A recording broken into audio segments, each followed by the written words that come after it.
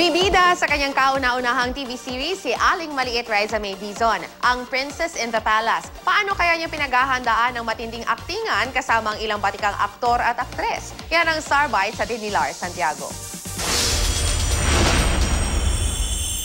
Kasama natin na sa headset si Aling Maliit, Riza May Dizon. Hello, Riza. Hello po, Adawarkas. Hello po, Dizon. Princess in the Palace. Isa kang princess ngayon. Pagkatapos mong mag-talk show, ito naman, magdadrama ka naman.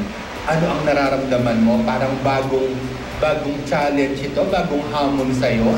Opo, kasi po, di naman po ako sanay na drama-drama. Kasi, di ba po, pag show, ano lang, comedy-comedy lang.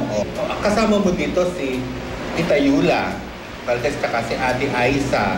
Kumusta naman yung eksena mo kasama si Tita Yula muna? Kay Tita Yula po, medyo nakakahiya pa po. Kasi, syempre, ang galing-galing na po niya na artista. Tapos ako, ano pa lang, first time ko lang po. Tapos si Ate Aiza naman po, magaling din po. Tsaka, nakasama ko na rin naman po siya sa mga movies, tsaka Lenten.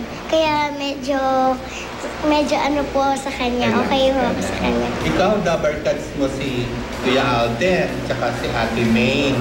Ikaw, ba kinikilig ka rin sa Aldab?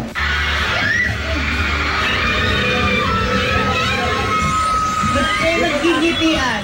Sobra po. Anong Saturday, ando po ako sa host room, tapos nanonood lang ako. Naiiyak ako kapag nagkita na sila, yung ano na nagkita sila, tapos kinikilig ako talaga. Sumigaw na nga ako, binibideo pala po nila ako.